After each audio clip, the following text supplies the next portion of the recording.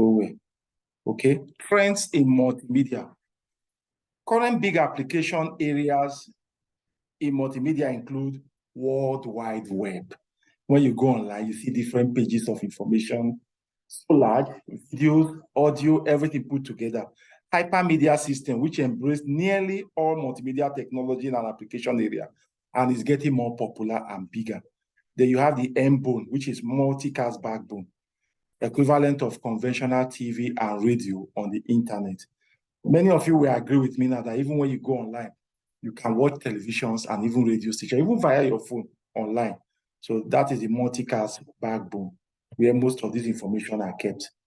Enabling technologies are developing at a rapid rate to support increasing need for multimedia. You now have the carriers, who are the network people that give you the network that you move on with. Switching from one media to the other, protocol rules that control how you use the network and the multimedia applications. Applications which are programs that can help you drive multimedia usage efficiently. Then you have coding and compression. As the files are getting larger, we have more efficient compression techniques coming on that can help you reduce the size and can also decompress at the end of the day. Then you have database. The data needs to be stored efficiently, and you need to query them and process them at a rapid rate. Then you also have processing. This multimedia, even as I'm speaking to you, it has to convert everything into analog signal and send to wherever it's going to. Then system integration technology are also at the forefront of it. System integration, I'm using maybe a laptop now with a webcam, but when it is transmitted, some of you are using mobile phone, it has to find a way of integrating the technology you have on the mobile phone and that of the laptop. Some are using desktop, put them together so that everything can work well. Multimedia delivery. Multimedia delivery means how the content could be, when you transmit them, how they land at the other end. Multimedia contents can be accessed or delivered through videotape, through hard disk, through your CD-ROM, or over a distributed network, such as the World Wide Web. And again, it can be non-interactive or interactive. It can be imprinted multimedia. You can put all the pictures together, and you are seeing both the letterings, the colored and the other. That is printed multimedia, not interactive. And then multimedia and the internet require a completely new approach to writing. And the style of writing that is appropriate for the online world is highly optimized and designed to be able to be quickly scanned by readers. A good site, that is a site now that can propagate or broadcast multimedia, must be made with a specific purpose in mind. And a site with good interactivity and new technology can also be useful for attracting visitors. When you design the site, aesthetically, it looks beautiful and invitational. Anybody that doesn't even want to have any business with the site can just look at the features and say, this site, the design is so fine. Let me see what they want to offer. And you want to be going back over and over again. The site must be attractive and innovative in its design, function in terms of its purpose, easy to navigate, frequently updated, and fast to download. When users view a page, they can only view one page at a time, not two. As a result, multimedia users must create a mental model of information structure. Oh, I'm viewing one page at a time. This is the headline, page one. It means when I'm going to the second page, it will be a continuation of page one. When I'm going to the third page, it will be a continuation of page two. So they are hyperlinked sequentially. So computer-based delivery multimedia applications include video games. They can be used to deliver multimedia and interactive web applications. CD-ROM disk and informational kiosk, that is computer-based multimedia application, can integrate the various media components and allow interactivity and hyperlinking. Delivery of multimedia applications, we are now summarizing them. Multimedia applications can be delivered via the World Wide Web or on CD-ROMs or DVD. You can even use your flash drive to deliver. Access time for World Wide Web, you can experience slow connection speed, but for CD, connection speed is not slow. The moment you just put it on, you just see it straight. Because for World Wide Web, why must you experience low connection speed? Because it must pass through this frame medium. And then the network might be congested as at the period when you want to use it. Access time depends on internet bandwidth and available resources on the local computer. And so the moment you insert the CD or DVD into the drive, even with the flash drive, immediately you start viewing the content. Ability to change content. It is easy to update material on the web. New updates can be instantly accessed off the web. Content cannot be changed, but can be recreated and redistributed to audience, especially when you are using a CD-ROM, not a CD, writable CD. CD-ROM means compact disk read-only memory. When you are using a CD-ROM, you only view the content. You cannot change it again. Multimedia hardware. Let's look at some hardware components we can use to drive multimedia multimedia technology. Modern computers are normally equipped with all the essential components as standard. The variety is huge and careful choices have to be made. For instance, we are talking about audio. There's an inbuilt microphone here. We are talking of a video or camera. There's a webcam here that can also record. We are not talking about text. There is an application called PowerPoint that we can use to type. We are talking of internet technology. I have internet connectivity linked to the computer. We are talking about graphics. You could also have graphic application that can help you do some drawing. All of them are integrated together into the same computer. So the norm, that is the practice nowadays, is to have most of this hardware bundled together as one. They are all functioning together. Even your mobile phone has almost all the essential components put together. There are typical minimum hardware specifications. A fast multimedia personal computer running at 500 megahertz or higher, that is the minimum. At least 512 megabytes of RAM. The more RAM, the better. The more RAM, the faster it is. Hard disk drive with at least 40 gigabyte storage capacity. The more the storage capacity, the more files it can take. If it is 40 gigabyte, it might get quickly filled up when you put a video directory there. Monitor, you buy the best quality monitor you can afford. The resolutions may make your image sharper or duller. Sound card is also embedded inside the system you are buying. But when you notice that the sound quality is very, very poor, you can go and buy a better sound card, and they can remove what you have inside or expand it. And then you now have the sound card, which allows input for audio and output for audio to be processed within the computer. Then loudspeakers or headphones. Assuming you want to broadcast to people, you can use a loudspeaker. Or you don't want to be disturbing people, you can put on your headphone, which you connect to the system. Then microphone. In most cases, microphones are inbuilt. You have video or graphic card, which are also built into the system. SVG and other graphic card. Then you may need a DVD or CD-ROM drive, and until recently, a flash drive, which is also better. The sound card is essential for multimedia, very, very essential. Modern multimedia computers are fitted with sound card, like I mentioned, which is standard. So your choice of sound card may already have been made for you. But if while you are maybe using it to process or create multimedia, you don't like the sound quality, you can change and upgrade. Same with video card. So a user should be familiar with sound card controls under Windows operating system in order to be able to adjust the output volume of the sound card and the input sensitivity of the microphone. We normally have volume controls on our system, so you can go to the volume and know how to adjust it. You can even go to the control and adjust how the bass, the treble, and the tenor, how they sound to the ears. Then loudspeakers and headphones, they are very, very essential. In most cases, loudspeakers are inbuilt into the system.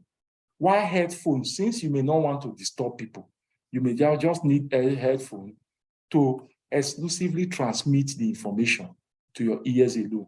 So when purchasing speakers, it is worldwide, checking that they have their own inbuilt amplification system. That is, amplification here means While the sound is coming, it adjusts. Like some of the headphones we use nowadays, when you plug it to the computer and put it to your head, to your ear, just watch your volume control your computer. You see that automatically it sends a message to the computer that the volume you are transmitting is very high. It adjusts to a manageable level. If it's still too high, you can now manually adjust it. But it doesn't transmit that loud volumes you had on your computer to your ear. Otherwise, your eardrum might burst. So when purchasing speakers, it is worthwhile checking that they have their own inbuilt amplification system. The sound level of all speakers or headphones can be controlled under the Windows operating system. But good speakers have a volume control knob, yes, that also enables the user to adjust the volume manually. Headphones can be integrated with a microphone. Yes, the moment you, some modern headphones, the moment you get them and connect them to the system, automatically the microphone inside the system will be switched off. The one on the earphone will now be used, and you can now be using it to transmit and talk. Even if it's Bluetooth, your system can be somewhere else, about 10 meters away, and you still use the headphone to communicate. Stereo speakers or headphones are advisable for most multimedia systems. And now let's look at these review exercises. Explain why multimedia systems need to be computer controlled. Oladele,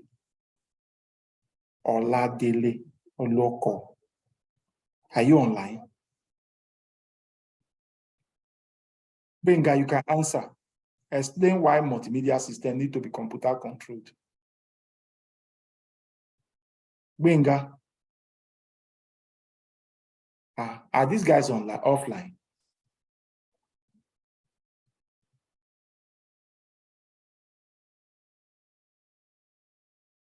Uchuku, can you answer the question?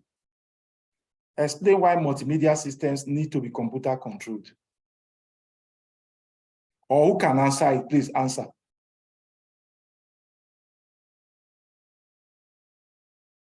Explain why multimedia systems need to be computer controlled. Who can answer?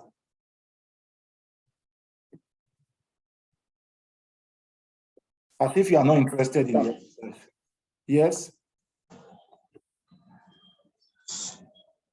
It has to be computer controlled because it has to do with system and interactive with other something. So since the computer builds something and it's interactive, so it has to be a thing that someone will enjoy doing at the end, and it gets the actual feedback which he or she actually needed. Okay, no problem. I think it's okay. Alimi has also given an answer here. The other questions, you can look at them and treat them when you see them, when you do the slide. Can we have questions from any student before we close this first part of the class? It's almost 1 hour, our 1 hour mark. Just a minute more for our 1 hour to end. Can we have questions? Please. If you don't have, then we terminate the first class and start the second one immediately. Up till now, I've still not gotten questions from you on the WhatsApp group. Oh, this is what I don't understand. Nobody has asked any question. That means you guys are all flowing, which is good. So we take class number 4.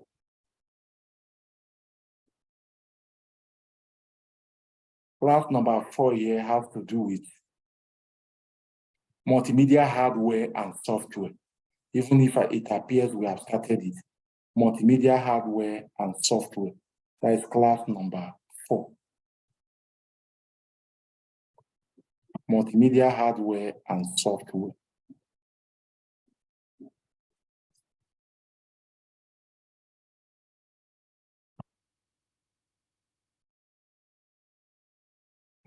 Okay, that's what we have here. So at the end of this unit, you should be able to define interactive multimedia and metamedia. Okay, it's still the same thing. It's the same class, but it continues. Yes? Who is stopping me now? What is it?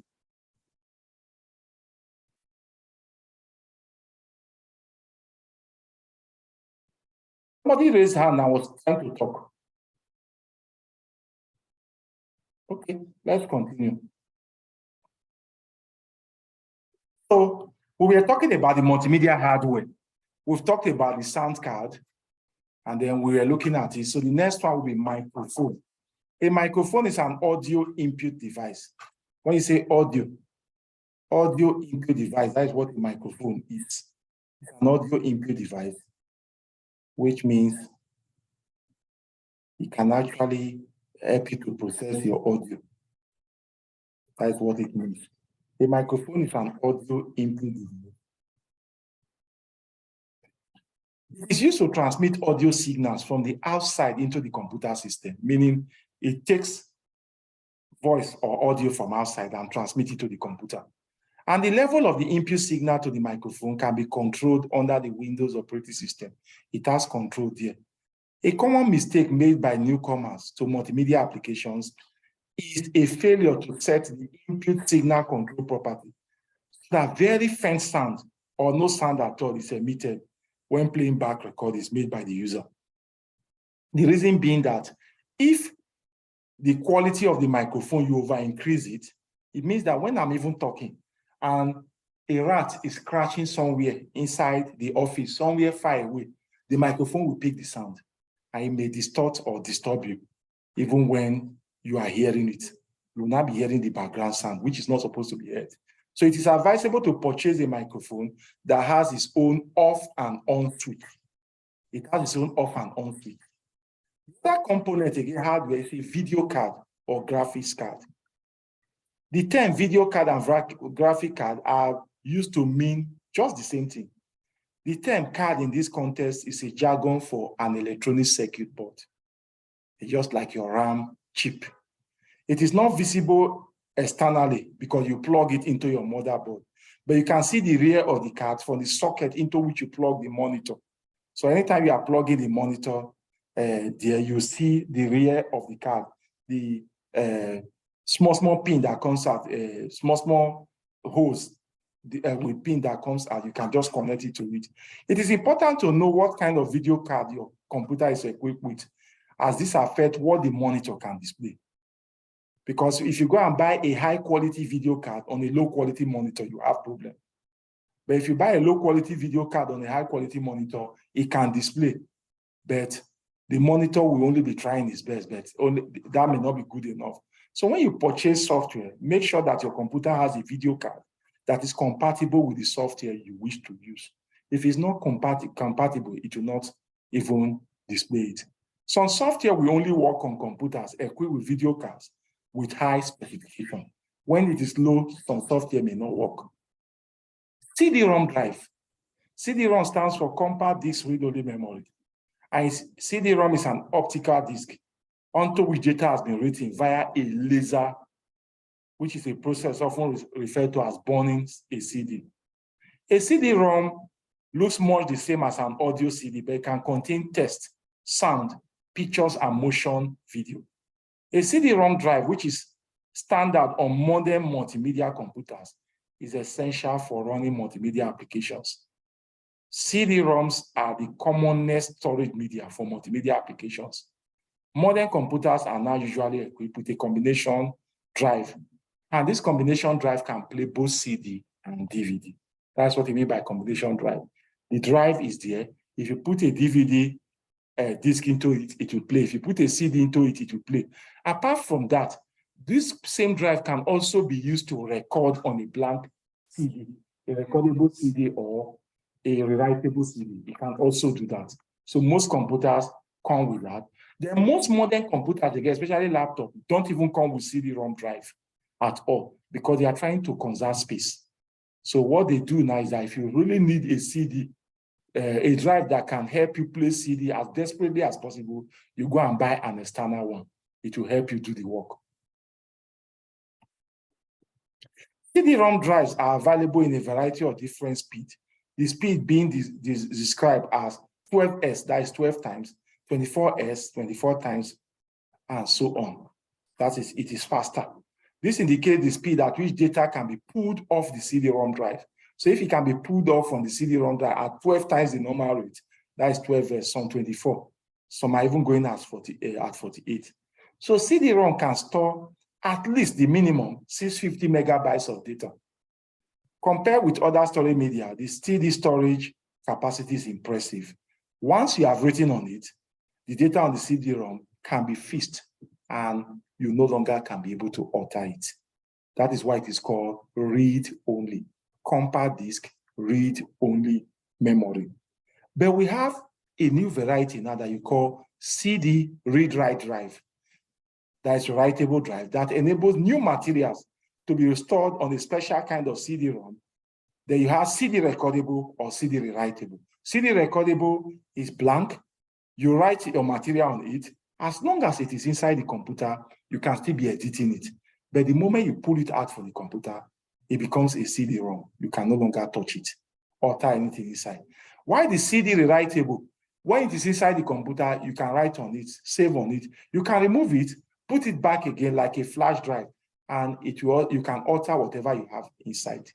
So a CD read-write drive is useful for making backup and storing your own copies of information. Most modern PCs come equipped with a DVD drive. Like I mentioned, it's a combination drive. DVD drive also plays CD. DVD is the bigger one. And it has the same physical structure like your CD. But in most cases, DVD could store more than 20 times the size of the capacity of a CD. So when you are talking about 650 megabyte of information on a DVD, a CD can store more than 20 times that. That is about 2.5 gigabytes and above. So they look just the same as CD-ROM, but are denser and could store more data than the CD-ROM. Modern multimedia computers usually come equipped with a DVD read-write drive or a combination drive, which can read and write to CD-ROMs too, as well as playing and creating audio CD. The only main advantage of all types of DVD is that they offer very high quality video and sound and very high storage capacity too. Those are their main advantages. A DVD player is the name given to the device used in home entertainment systems to play back video and audio. And a DVD player can play DVD disc, also referred to as DVD movie disc, which is different from your DVD-ROM, because these ones contain full-length feature films, video of concert performances, and even audio CDs. A DVD drive is different from a DVD player because DVD player is the one you have in the house. You connect to your television, not to your computer. While the DVD drive is the one you connect to your computer, and that is fitted in a multimedia computer. And it can play DVD-ROM disc, which consists of a combination of computer programs and high-quality motion video. The difference between DVD drive player and DVD drive is that DVD drive can play everything, but the DVD player can only play audio, video, as the case is. So if you have a program like you have Microsoft Windows inside, it cannot play it on DVD player, but it can play it on DVD drive. So DVD video disc, also known as DVD movie disc, contain full-length feature films, video or concert performance. Even your DVD drive can play it too.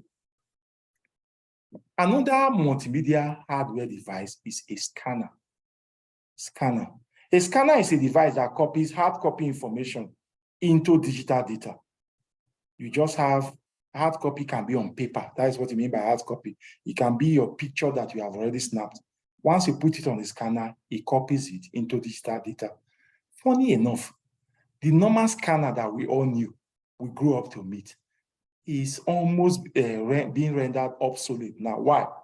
Because of our mobile phones, our Android phones, which come equipped with powerful camera that can snap and convert it into digital form, and you can just send it immediately, edit it and send immediately. So it is possible to make a digitized copy of a printed page, graphic, or photograph. Simple graphic images are often stored in a format known as GIF. GIF means graphic interchange format. Photographs are usually stored in a file format known as JPEG, Joint Photographic Expert Group, or JPG, and they can then be printed on a color printer.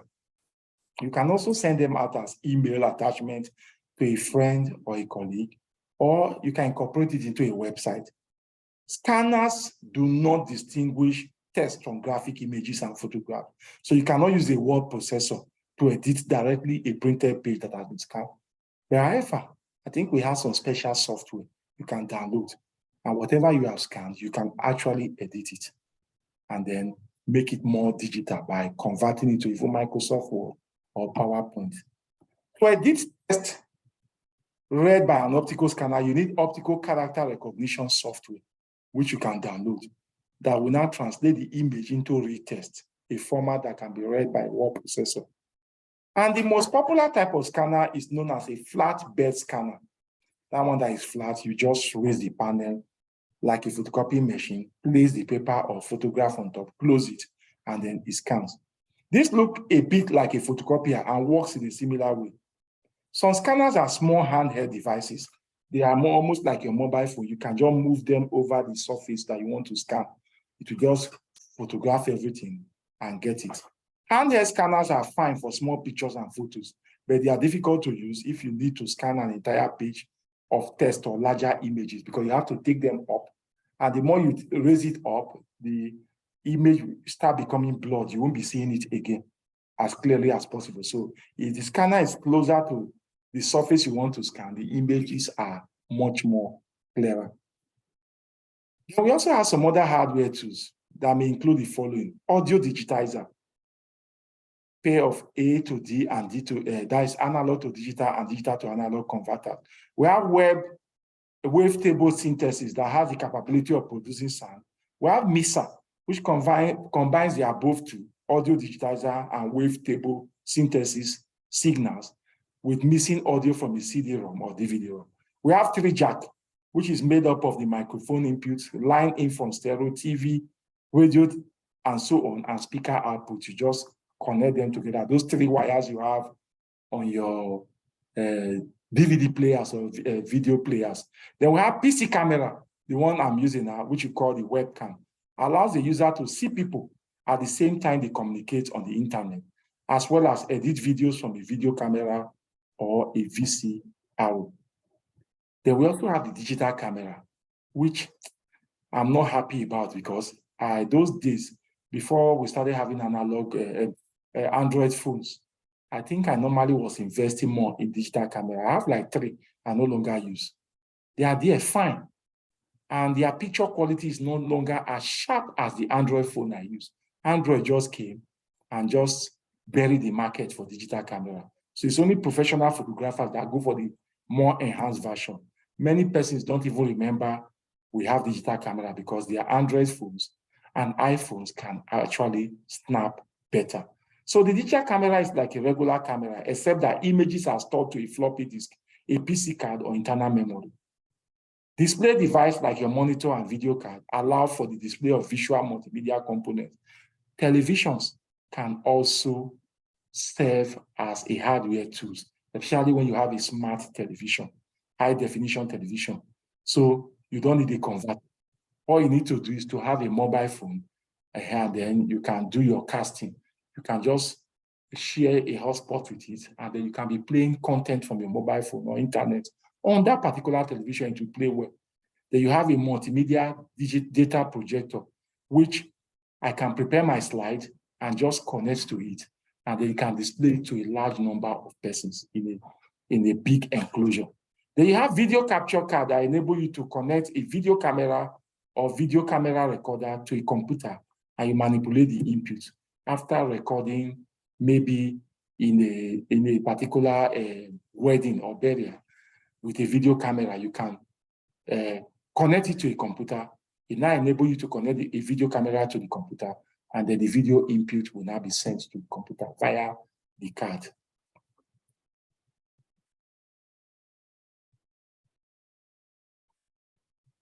Then we also talk about software. But before we get to software, does anyone have any question to ask? We still have one more cycle to go. The last one, maybe the last 40 minutes, because when you add 40 minutes into 3 places, you have 120 minutes, which is 2 hours. So we have one more cycle to go. After this one ends, which will end in about 9 minutes time, we'll start the last cycle.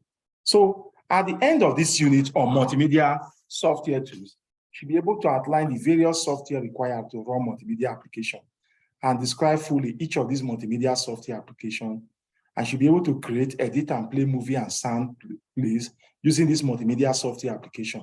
And this would have been possible if we were doing practical. We have media players. If I ask you now, you talk about Windows Media Player, Real Player, there are so many.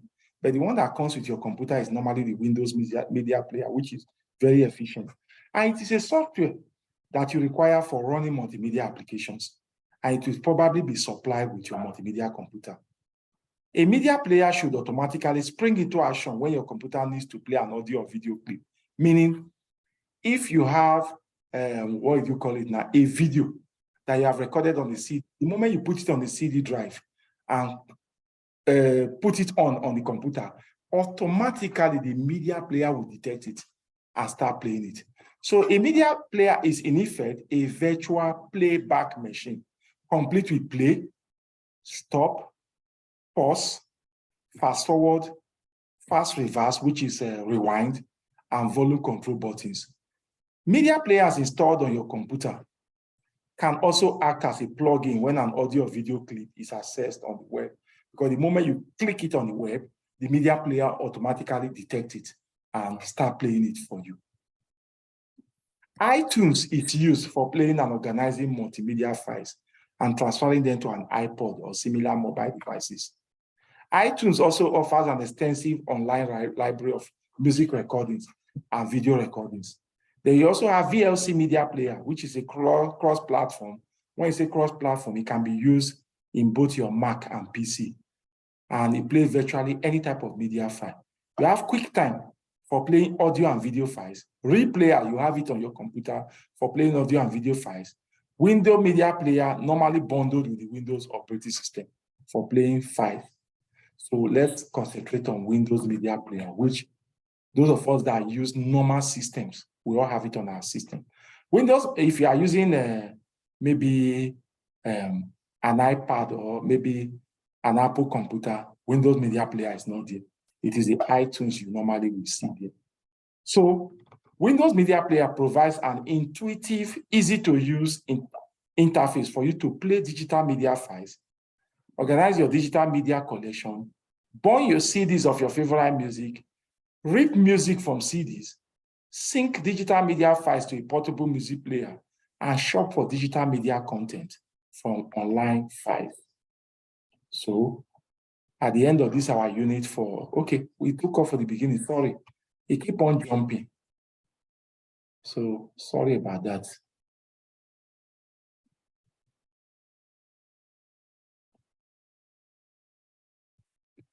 Procedure for loading Windows Media Player. Start.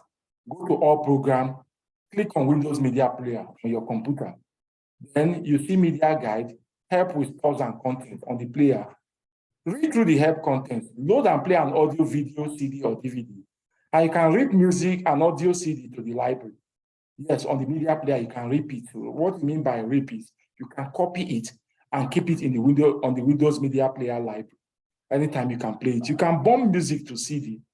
You can synchronize a video music to a memory card. That is, just copy it and put on the memory card. You can change how videos that you play look by adjusting the hue. That is the appearance, brightness, and contrast. You can change how music, Windows Media Player look using skin. That is the background, how it looks like. You can also change that aspect. Codec. Codecs, you may have heard of this term before, some may not have heard of it. Codec is short for compressor, decompressor, or coder, decoder. It's a software that is used to compress or decompress a digital audio or video file. So when you have a software that can compress means to reduce into manageable size. Decompress means to now expand it to the original size. So codecs are additional pieces of software that operate in conjunction with different media players. And certain types of audio and video recording will only play back if the relevant codec is running in conjunction with the media player that you are using. A codec can be made up of two components, the one that codes, encode, and the one that decodes.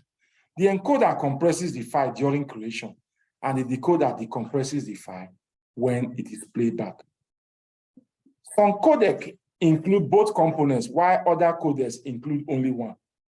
Codecs are used because a compressed file takes up less storage space on your computer or on the web.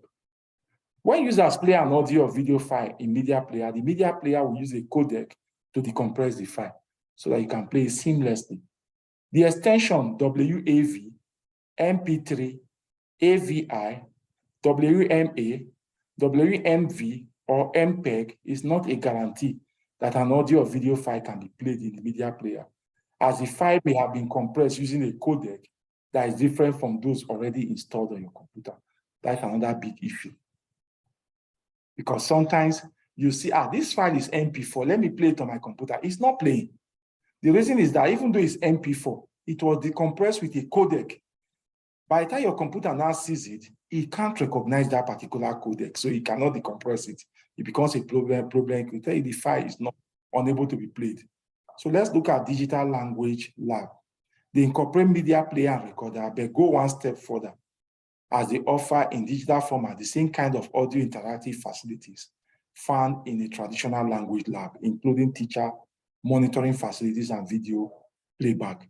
The following businesses supply digital language lab. We can look at the sites. I just gave you their website. I think you will get all these slides to their back. Can 8 Virtual Lab, Keylink Computers, Melisi Multimedia, none of them are in Nigeria, Robotel, Software and Network Solution, Suntech, Televic Education, none is in Nigeria, too bad. So we'll look at those ones later. Then let's look at DVD media players. If a computer is equipped with a DVD drive, it will need a DVD player that enables DVD to be played. And it is likely that your computer will have a DVD-compatible media player already installed if you have purchased a computer with a DVD drive. But many other media players will also play DVD, that is true. Then we also have multimedia editing software. And we have how many minutes? And we may not be able to finish all these ones in 5 minutes. We won't. So that means our next class may last less than 20 minutes. We won't be able to finish. Okay. So we're talking about multimedia, DVD media player. We are not talking about multimedia editing software, because some multimedia you need to edit. Like you have it on your system now, maybe you use WhatsApp. You saw a video you wanted to post on your status, and it tells you that that video must be 30 seconds long. It shouldn't be longer than 30 seconds, otherwise it will clip it. So what do? This video is about 1.5 minutes long. So you now select 30 seconds, you clip it, and you play. Then you go against, you are doing it sequentially. You pick the next 30 seconds, you clip. You go to the last 30 seconds, you clip. So when you are now playing back your status, it will start from the first one, play it, automatically go to the second and to the third. That is how to play it. That is a video that has been edited. One video splitted into 3 or more parts. So a user that intends to develop multimedia, applications, I think there's a need for additional editing software to create and edit images. Audio files and sound files, collectively known as assets. A selection of packages for creating and editing images, sounds, and video is described below. You have Adobe Photoshop and Adobe Illustrator. That is the site. Corel Pen Shop Pro and Corel Painter. LView Pro. And then, when using the above packages, it's important to be aware of the different formats in which images can be stored on a computer. Is it MP3? Is it MP4? You just have to be